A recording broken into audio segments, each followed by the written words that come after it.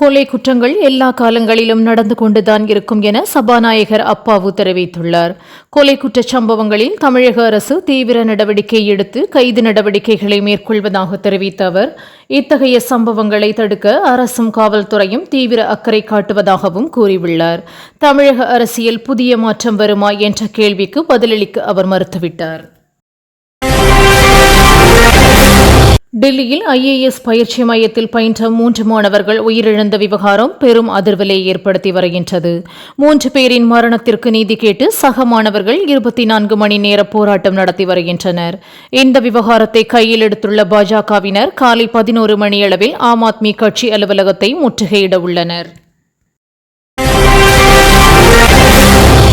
Chennai DIP வளாகத்தில் நடைபெற்ற போராட்டத்தில் பங்கேற்ற ஆசிரியர்களை பாதி வழியிலேயே தடுத்து நிறுத்தி கைது செய்தனர். காலி பணியிடங்களை நிரப்புவது உள்ளிட்ட 31 அம்ச கோரிக்கைகளை வலியுறுத்தி தற்செயல் விடுப்பு எடுத்து தமிழகம் முழுவதும் இருந்து போராட்டத்தில் பங்கேற்க ஆசிரியர்கள் குவிந்தனர். இதனையடுத்து போலீசார் கைது நடவடிக்கையை எடுத்துள்ளனர். சென்னை மாதவரத்தில் நடிகர் பிரபுதேவா முன்னிலையில் நடந்த நடன நிகழ்ச்சியில் இன்டர்நேஷனல் ஃப்ரைட் வேர்ல்ட் ரெக்கார்ட் சாதனை நிகழ்த்தப்பட்டுள்ளது. நம்ம மாஸ்டர் நம்ம முன்னாடி என்ற பெயரில் நடைபெற்ற நிகழ்ச்சியில் பிரபுதேவாவின் நடனத்தில் உருவான 100 பாடல்கள் இசைக்கப்பட்டன. அதற்கு 1800க்கும் மேற்பட்டவர்கள் நடனமாடி தங்களது திறமைகளை வெளிப்படுத்தி அசத்தினர். அரசு போக்குவரத்து கழகத்தை தனியார் மயமாக்கும் நடவடிக்கைகளை தமிழக அரசு கைவிட வேண்டும் என சீமான் கேட்டுக் கொண்டுள்ளார்.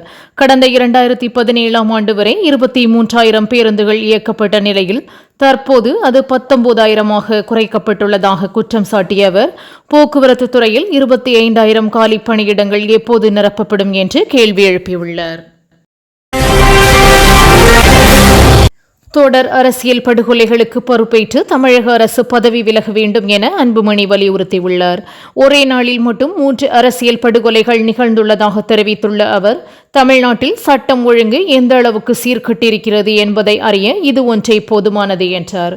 குற்றவாளிகளை கண்டறிய முடியாமல் தமிழக காவல்துறை திணறி வருவதாகவும் அவர் விமர்சித்துள்ளார். செல்போனை 5 நிமிடங்கள் ஆஃப் செய்து வைப்பதன் மூலம் கார்பன் பயன்பாட்டை குறைக்க முடியும் என்று கோவையில் நடந்த சுற்றுச்சூழல் விழிப்புணர்வு நிகழ்ச்சியில் பாஜக MLA வானதி சீனிவாசன் தெரிவித்துள்ளார். எனவே ஒவ்வொருவரும் செல்போனை 5 நிமிடம் ஆஃப் செய்யுங்கள் என கேட்டுக்கொண்ட அவர், பிரதமர் மோடி சுற்றுச்சூழல் மீது மிகுந்த அக்கறை கொண்டவர் என்றும் புகழாரம் சூட்டினார்.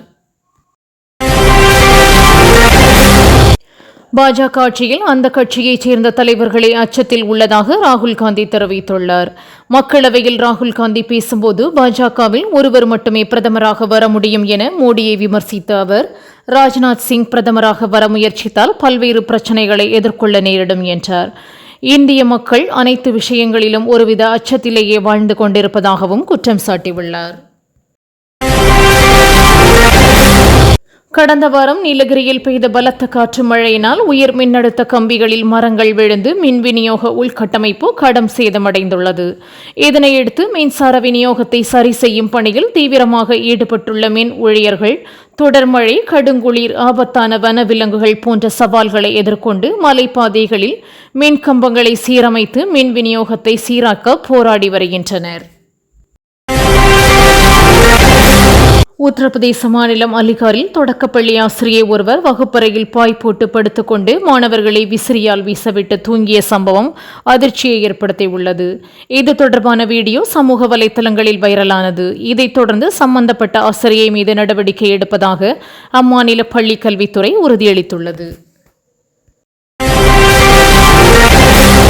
மக்களவையில் நடைபெறும் பட்ஜெட் மீதான விவாதத்தில் எதிர்க்கட்சித் தலைவர் ராகுல் காந்தி பேசினார். அப்போது அவர் அம்பானி, அதானி என்று குறிப்பிட்ட போது சபாநாயகர் இடைமறித்து பெயர்களை குறிப்பிட வேண்டாம் என்றார். உடனே A1 A2 என குறிப்பிட்டு பேசினார். இதற்கு பாஜக உறுப்பினர்கள் கடும் எதிர்ப்பு தெரிவித்து அமளியில் ஈடுபட்டதால் அங்கு சலசலப்பு ஏற்பட்டது. ஆடி கிருத்திகையை ஒட்டி திருவண்ணாமலை அண்ணாமலையார் கோவிலில் நடிகர் தனுஷ் சாமி தரிசனம் செய்தார். இதற்காக இன்று அதிகாலை கோயிலுக்கு சென்ற அவர் போலீஸ் பாதுகாப்போடு சாமி தரிசனம் செய்தார். தனுஷை கண்ட ரசிகர்கள் அவருடன் சேர்ந்து புகைப்படம் எடுத்துக்கொண்டனர். தனுஷுடன் அவரது மகன்களும் கோவிலில் சாமி தரிசனம் செய்தனர். பாஜக ஆட்சியில் இந்தியா முழுவதும் வரி தீவிரவாதம் நடைபெறுவதாக ராகுல் காந்தி குற்றம் சாட்டியுள்ளார். மக்களவையில் பேசிய அவர், சிறு குறு தொழில் செய்வோருக்கு நள்ளிரவில் GST அமலாக்கத்துறை அலுவலகத்தில் இருந்து போன் வருவதாக குறை கூறினார். 20 ஆண்டுகளில் இல்லாத வகையில் விவசாயம் மற்றும் கல்விக்கு உரிய நிதி ஒதுக்கப்படவில்லை என விமர்சித்த அவர், கடந்த 10 ஆண்டில் 70 முறை வினாத்தாள் கசிந்துள்ளதாகவும் குற்றம் சாட்டியுள்ளார். தமிழகத்தில் தொல்லியல் பணிகளை மேற்கொள்ள சமஸ்கிருதத்தில் பட்டம் பெற்றிருப்பது கட்டாயம் என்பது சமஸ்கிருத திணிப்பு என அன்புமணி விமர்சித்துள்ளார். சமஸ்கிருதம் வழக்கொழிந்த மொழி என்பதுதான் அரசின் நிலைப்பாடு எனும் போது அம்மொழியில் பட்டம் பெற்றவர்கள் தமிழகத்தில் எப்படி இருப்பார்கள் என கேள்வி எழுப்பிய அவர், தொல்லியல் பணிகளுக்கான ஆள்தேர்வு விதிகளில் கூட சமஸ்கிருதம் கட்டாயம் என கூறவில்லை என்றார். அமெரிக்காவின் மினசோட்டா மாகாணத்தில் நடந்த பிரச்சார கூட்டத்தில் ட்ரம்ப் அந்நாட்டின் துணை அதிபர் கமலா ஹாரிஸை கடுமையாக விமர்சித்துள்ளார். வக்கீலாக பணியாற்றிய போது சான் பிரான்சிஸ்கோவை அழித்த கமலா ஹாரிஸ் அதிபரானால் ஒட்டுமொத்த நாட்டையும் அழித்து விடுவார் என கூறிய அவர், அதே சமயம் தான் அதிபரானால் நாட்டில் நிலவும் குழப்பங்களை தீர்த்து சட்டம் ஒழுங்கு மற்றும் நீதியை மீட்டெடுப்பேன் என்றும் உறுதியளித்துள்ளார். அடுத்தடுத்து 4 படுகொலைகள் நடந்துள்ளதாக கூறி இது தமிழ்நாடா அல்லது கொலை நாடா என பிரேமலதா விஜயகாந்த் கேள்வி எழுப்பியுள்ளார். சட்டம் ஒழுங்கு சீர்கேடாக மாறிவிட்டதாகவும் டாஸ்மாக், கஞ்சா, போதை வஸ்துகள் பயன்பாடு அதிகரித்திருப்பதுதான் இதற்கு முக்கிய காரணம் எனவும் அவர் கூறியுள்ளார். மேலும் போதையில்லா தமிழ்நாட்டை உருவாக்கி கொலை நாடாக மாறாமல் இருக்க நடவடிக்கை எடுக்க கோரிக்கை விடுத்துள்ளார்.